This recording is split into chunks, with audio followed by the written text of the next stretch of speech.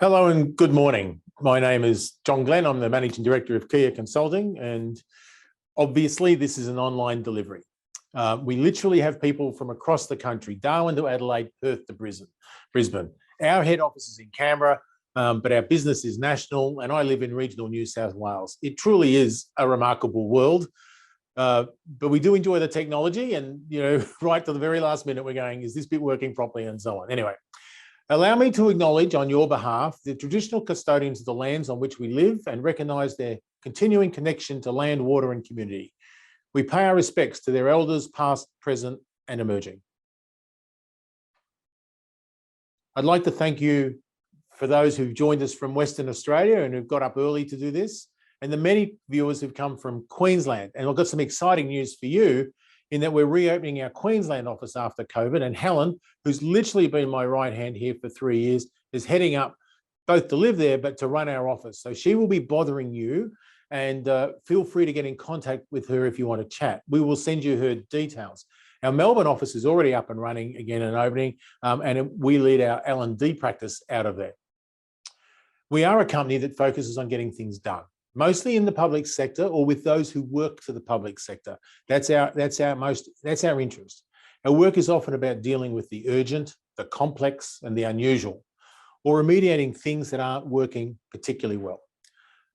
I started working in contracting nearly 30 years ago, and I think if I do the sums, that's a bit of a fair bit, could be longer.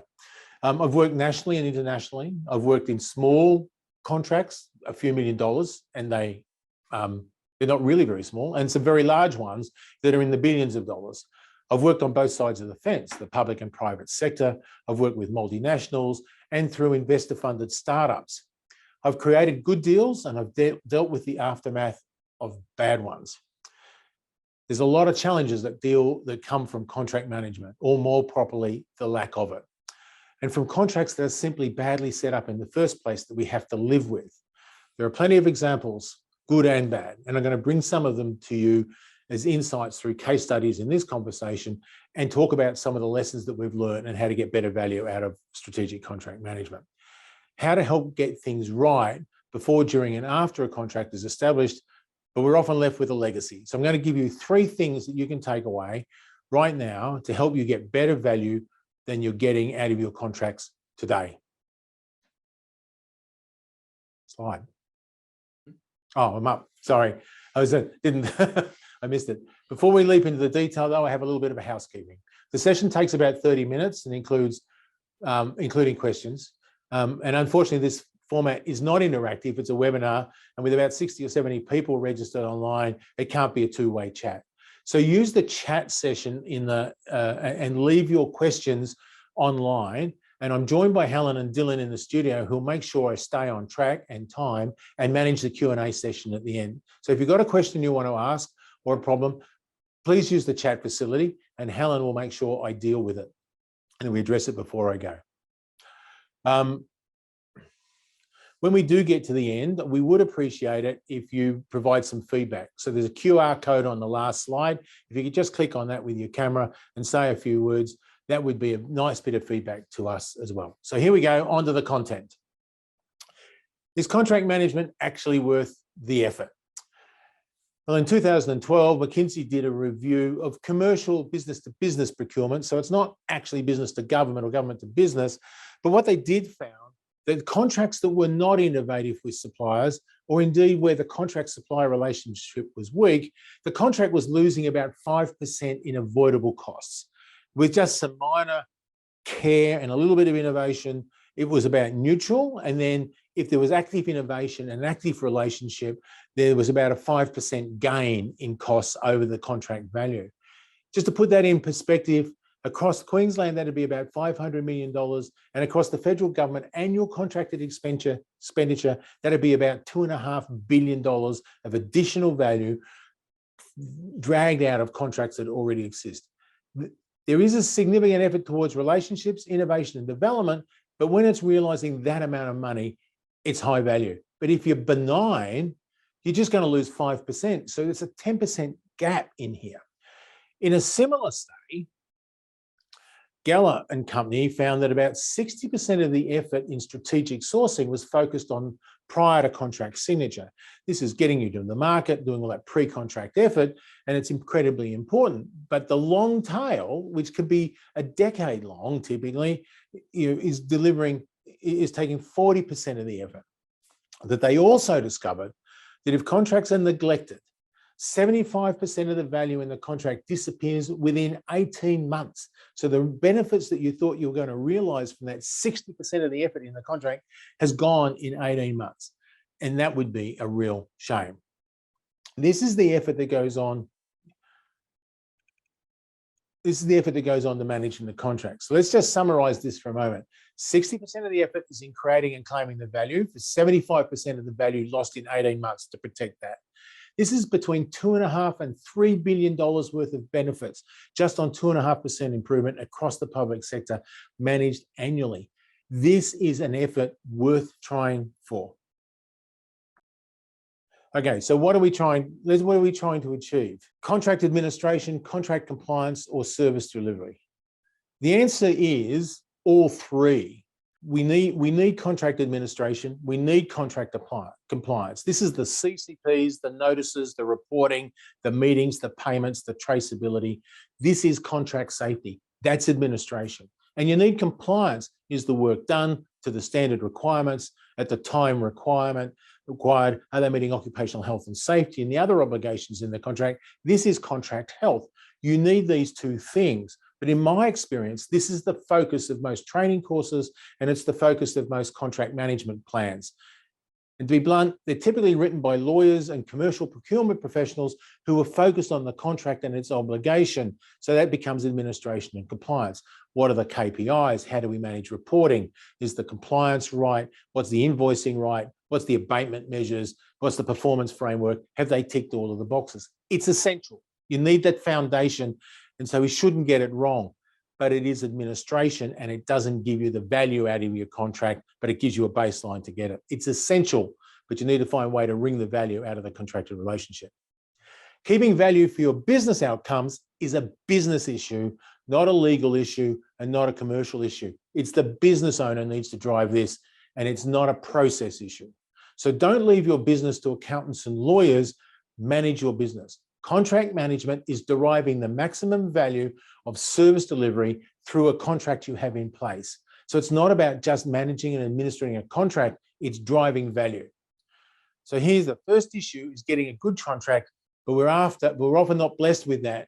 So part of it's got to be, how do I get the value out of contracts that we have in place? Compliance certainly, but value next. So here we go, the first item to take away, focus on contracts that will deliver the most value. Keep going. Just to paraphrase, and I will put this, to paraphrase an old ad for those who might remember it, contracts ain't contracts. So where should you apply your efforts? Well, we've got transactional contracts, boots and paper clips and things that we're just buying, and there are low relationships, there's low ambiguity, it's a low service delivery, and it's just delivering something. These things are really around compliance. Are you doing the job? And they're probably not worth putting a lot of effort into to manage detailed relationships. There are those though that are got high ambiguity, lots of variations, and these things relationships matter. These things relationships matter. These are the ones that you really want to focus on. I'm just going to have a word around construction contracts, because some of you might be in the construction world. These are highly variable contracts, mostly around volume and quantity. And disagreement actually seems to be part of doing the business in construction and build. But there are mechanisms for dealing with this, federally and state, and it's about adjudication and security of payments to make sure the contracts run and to deal with these ongoing disputes, particularly around these issues. So I'm not going to talk very much about that. But a lot of the contracts that we buy are solutions-based or services-based, but there is a lot of ambiguity and there's a lot of variation. There's a lot of things that can be interpreted, and in these things, your relationships matter. And these are the ones to focus on where the value can be unlocked. So you can't do everything, triage it, work out the ones that you want to do. So point number one, you can't do everything. Pick the ones that give you the most opportunity. Those that got ambiguity, got challenge, got misunderstandings, got value, got risk. Point number one. Okay, here we go again. Point number 2 of 3 things, rethink how you think contracted service delivery works. I'm going to challenge you in here. Here's the usual approach. So we have a contractor, they've got a requirement, it's written in their contract, whether it be services or solutions, and they're going to deliver that service for you. And we put a contract manager over the top, and they do governance, compliance, reporting. We think the contract's transferred the risk to it. We manage performance and payment, and we think we're buying a solution or a service, having something delivered, and we're acquiring a business outcome, and we've transferred the risk. The trouble is, it's not true. So that is actually more complicated than this. What we're actually doing is buying a service in or a solution in. If you look at this picture, which is adapted from Porter over the years to talk about public value chain. So this is your value chain picture. At the top of the picture, you're seeing your policy formulation, finance, HR, ICT, procurement, administration. These are the things you do in your business. They're yours and you've got to manage them. They're about administration of your business and control of your business and common services inside your organization. Below that line is the delivery of the outcomes that you need. So the top's important, but this bottom line value chain is how do you deliver the public sector outcome that you're required to deliver? And you need to understand that value chain. You'll design that service, you'll build the concept, you'll allocate the resources, and you will have business processes that the contracted service provider or solution provider needs to design and build a solution and integrate it into your value chain. And this is the misconception of most contract management. You think it's sitting outside your value chain. It's not, it's being integrated in. So you're responsible for delivery assurance, customer care and support, satisfaction of the outcome. The value that you're buying in is the industry value chain, how they do their business in smarter, faster ways, and you're trying to integrate it into yours. So if you don't think about it as an integrated part of your business, and you don't think about those interfaces and how they're going to work, you're not actually doing the contract management that you need to do. You're just doing the compliance and obligations for the bit that's in the middle, rather than how do I deliver my outcome? So here's the rule. Public sector value is measured by outcomes, not margin. So it's different to the private sector. So the industry value chain is having a conversation around margin, and you're having a conversation about a social effect, what the outcome is. Different language, and you need to integrate those things together in order to get the right outcome. You can contract outputs, but not outcomes. Outcomes are your job.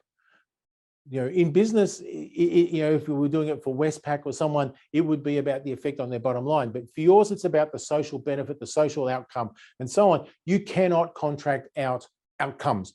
That's yours. What you can do is contract outputs of contracts, but they've got to fit into that value chain. The comment I would make about this is outcome risks are not transferable. So the risks of managing the industry value chain is actually industries, and you should contract that out and make sure they own that risk. But you cannot contract out your risks. And fundamentally, if the industry partner fails to deliver their contract, you still bear the risk for the outcome. So you can't get rid of the risks. So the management of industry who's embedded in your value chain requires a much broader thinking around contract management, and I call it contracted service management. Doesn't matter whether they're doing solutions or not, they're delivering a service into your value chain, and that's what you need to manage, not just the administration of the contract. So that's second. Number 2, manage the service delivery. Number 3 of 3 things: act, react, and adapt. So just sitting there dealing with the problems, living with the problems, or managing things that aren't working very well isn't good enough.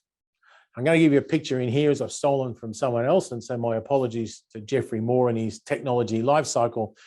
But for those who've been through the whole contract journey, you know, we spend sometimes years writing the requirements, approaching the market, writing a tender, evaluating it, and then entering in negotiations. And it goes like this whole set of drudgery on the left-hand side, and you build up this level of excitement that goes around. I'm going to sign the contract, and one day you have a big contract signing for big deals, and maybe not so much these days we pop the champagne corks, but we might have a scone and a cup of tea, and everybody says this is going to be great, we're going to skip the light fantastic together, you know, this is going to be a wonderful journey, and we're at this peak of inflated expectation. It's going to be wonderful, we've signed this contract, and it's going to be made.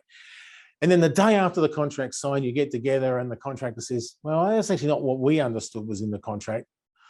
They say, well, that's what we negotiated. We said, well, actually, what the contract says is this, and we're going to deliver it in a different way. And then the contractor says, I was expecting you to be providing this in this time frame and working at my speed. And you go, well, you're just going to have to live with it because that's what the contract says. So now you're starting to fall down in this trough of disillusionment, this review and regret and revisionist views about what was negotiated and a bit of disillusionment, and people start to go, oh, I'm so excited, but now I sort of feel a bit poor. So the problem with this is you've got an opportunity to fix this, and there's 2 points of real influence. You can do it before the contract gets in place, and you can rely on the people who've negotiated the contract to make it amazing. Or when you do find, and you will inevitably find this, that it isn't actually matching the reality of the relationship, you can adjust it. If you don't adjust it, you're going to go into a pit of despair and never recover. And you don't want to do that for a decade or even 3 years or 4 years. You don't want to come to work with having a fight. So the thing in here is to recognize that and say, is this working? And do it early. So is it working? What do I need to do? And then sit down with the other party and say, what isn't working? How do we fix it? What do we do? And you can get yourself back onto a plateau.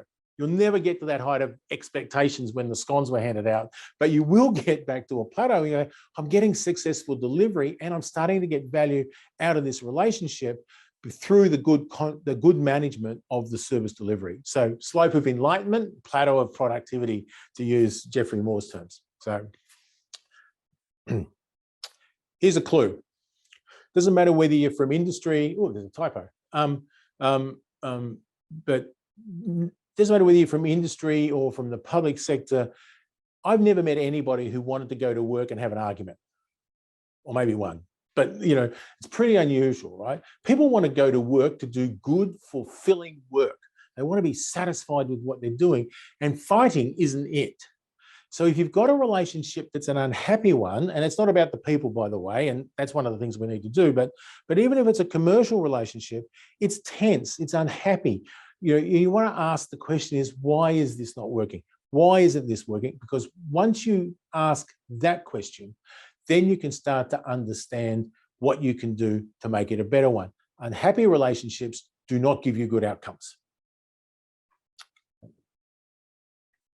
So here's a couple of things that are pulled out of, these are live examples, names have been removed, of contracts that were in disrepair and unhappiness. And this particular one was in a lot of unhappiness.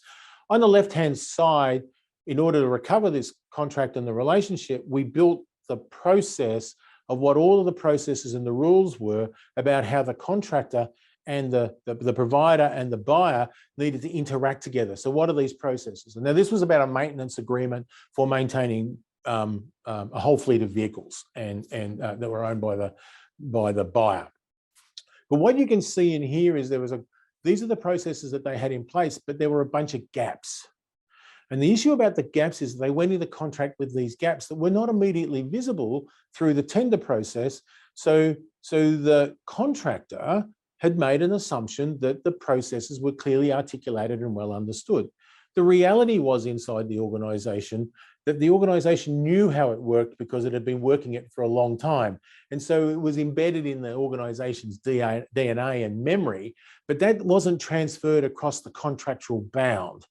Now, I'm not going to say it was the fault of the people who set the contract up, because they made assumptions and sometimes they don't have the time and do those things.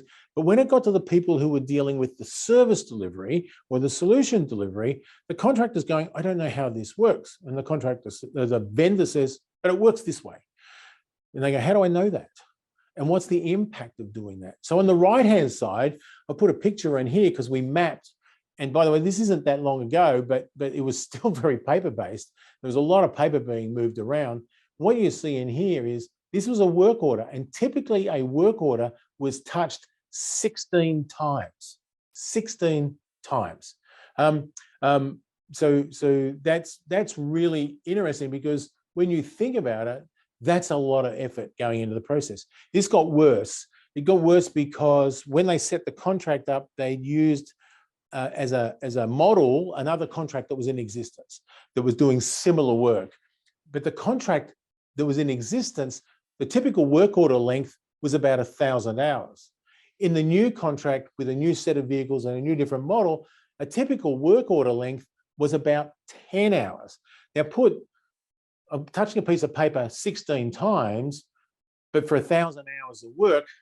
But if I'm doing it in a contract and touching a piece of paper for a work order that's 10 hours to get the same amount of money, so both are about $40 million contracts, to get the same amount of money, that's 100 times more administration for the same value. That's a huge cost that wasn't expected by other parties. Now, the reality in here is they sat down and they argued. I'm right, you're right. I'm right, you're wrong. I'm right, you're wrong. There's no answer to that. So the processes are broken before contracting. They will be broken and typically more expensive to fix after contracting, but sometimes it just happens. But nobody wanted this. What actually people wanted to do was do a good job. So if they got out of the I'm right, you're wrong, and argued over the contract and said, what's the problem that's underpinning this? Can we take the costs out? If you could take the costs out to the benefit of both parties, for example, everybody won, but you've got to change the conversation. So the issue in here that I would say is you've got to solve problems, and we would say build bridges to let everyone do a good job. And I would say negotiation, what I call negotiation, which is understanding the interests of every party and trying to address them, doesn't stop at contract signature. It's an ongoing issue for the whole of life. Here's another example, also from a maintenance program. Sometimes you don't know what's going to happen in your contract until after contract signature. So in the top picture in here, the top table, what we discovered in this process was, the typical process of setting a contract is I'm going to get a prime contractor, one throat to choke. It's easy, right? My management's easy, my life is easy. But I can tell you when things are easy, there's a lot of lost value, or typically a lost value. And people didn't understand how these costs were controlled. For the client, this is the buyer, if they bought service parts, like a service pack for a vehicle, and I'm using the top one up in here, which is not very high, they paid $65 for it because they had a preferred supplier arrangement with the OEM. But if the supplier of the contract, the vendor who was supplying the services, went to the OEM to buy the same parts, they paid a premium for it because they're a commercial entity, and the OEM said, I'm going to make some money out of you. So, and this was, at one stage, 55% different. And on a major service, over 300% difference in the money that was being left on the table. Just enormous amount of money, right?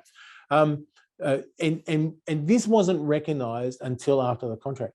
Do you think the service provider cared if the buyer, the client, bought the service parts and provided them to the contractor and saved a whole bunch of money? They didn't care.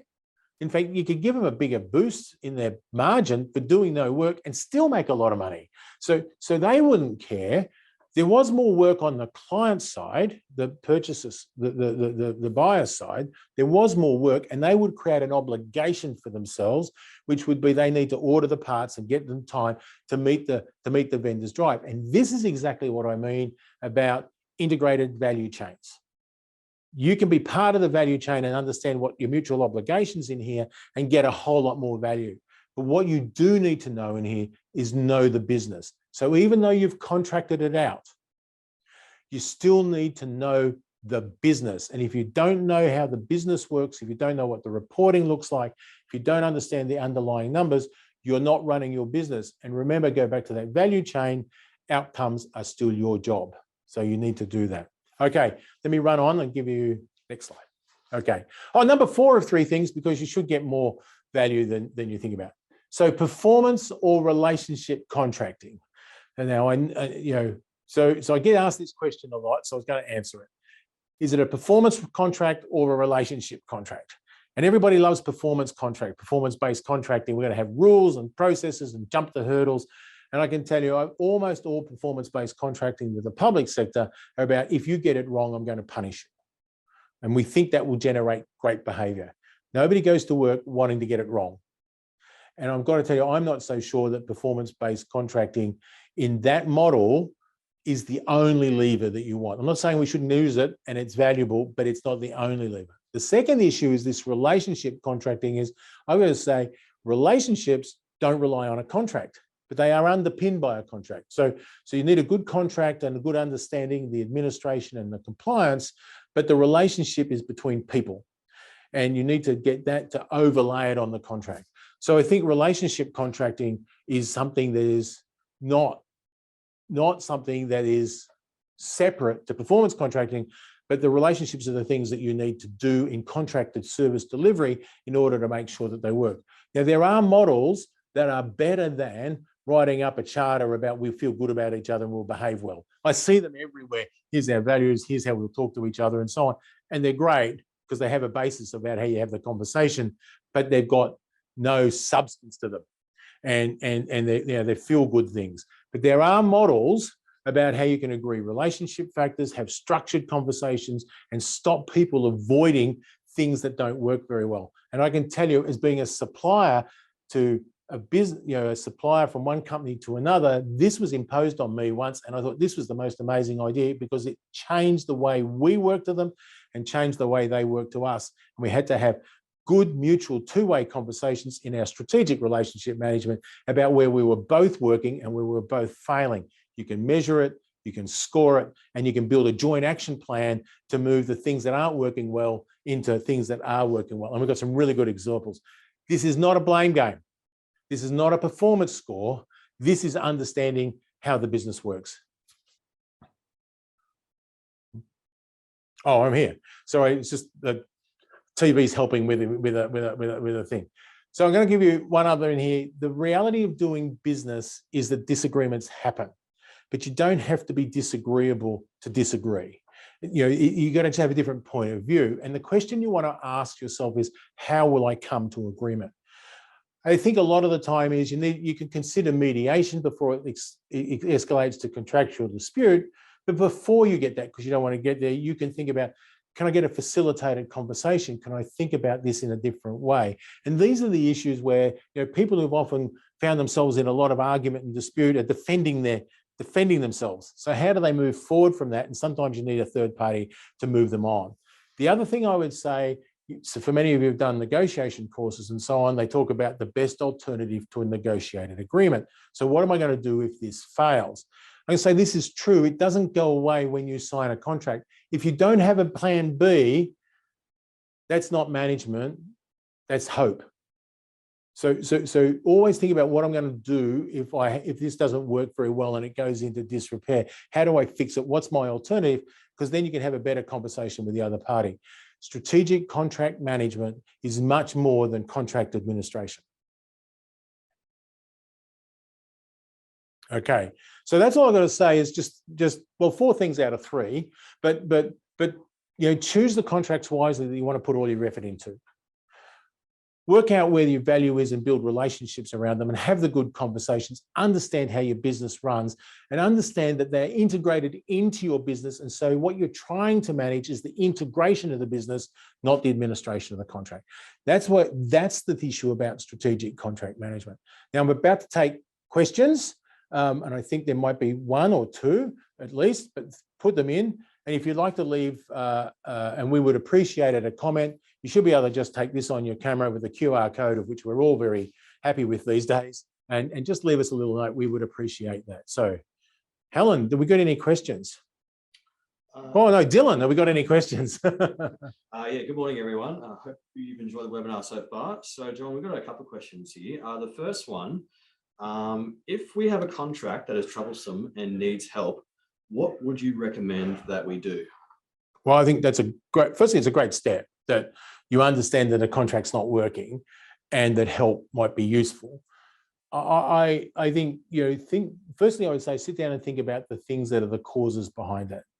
My other observation is, particularly if it's a strategic contract worth a lot of money and think a little bit of external help to help you reflect can be useful. And we use a model where we call it a rapid review process. You don't want to spend a lot of money on it, but just some people who've got some experience come in and say, so where are you at? Where's it going? And depending on your relationship with the other party, you can have that conversation with the other party.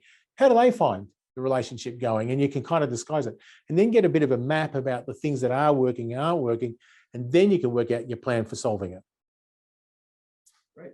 The next question that we've got here is, I have just inherited an existing contract to manage, let me start again, sorry. I have just inherited an existing contract to manage, and there continues to be lots of turnover in the management team. How would you approach this? Yeah, no, it's good. Well, we see that everywhere, right? And it happens on the public sector and the private sector side, particularly on long-term contracts. People's careers are not around the contract. It's the job that they do, and we get churn. We do a lot of work in defence, and they get posting cycles every 2 years. But the reality is, people don't last 2 or 3 years in a job in business anyway, because they want to move. So everybody moves. And what we've done before, what people tend to do is they write a really detailed contract management plan, and it'll be blunt, most of them you can't read because they've got so much detail in them. And they're so argumentative. One of the things we found really useful is like an induction process to a contract is, a short, we would say, a short training package or a short induction package. You can do it online these days, and they don't take a lot to set up, but they give you the continuity of how your contract works. So you can say, we both agree, us and the other party both agree, this is how this contract works, here's how we're going to manage it. And when you want to change the way the contract works, you're agreeing to do the steps. When people change, they don't get to come in and say, I've got a different way of doing things and I'm going to change it, and you all got to live with it. So that's kind of my due. Cool. We've got another one here. Okay. So this is actually quite an interesting question. So the other two were interesting too. They are all interesting. So this one says, what if your organization is not mature enough to have or understood? Oh, sorry, let me start again. Too much coffee this morning. What if your organization is not mature enough to have described or understood its value change? How can you integrate outputs into that? Yeah, it's a good question. I think that the first issue is without trying to boil the ocean and you don't understand the full value chain, at least understand the interfaces between you and the contractor. And so at least map those interfaces, because it's more than about delivering something. It's, on our side as the buyer, regardless of how much people try to write it out, we still have obligations. And the contractor can't do their job unless we meet their obligations. So I would start very, very small and say, here's the contract, what are the interfaces to the contract? And then you can build it out from there. Well, thank you very much for your time. If you've got any questions, I would say just hop onto the website and send us an email, or actually you've got an email for this, I think, send it to corporate@kiah.com. Just ask me a question if you want to do this. And other than that, thank you very much for your time, and I look forward to the next webinar.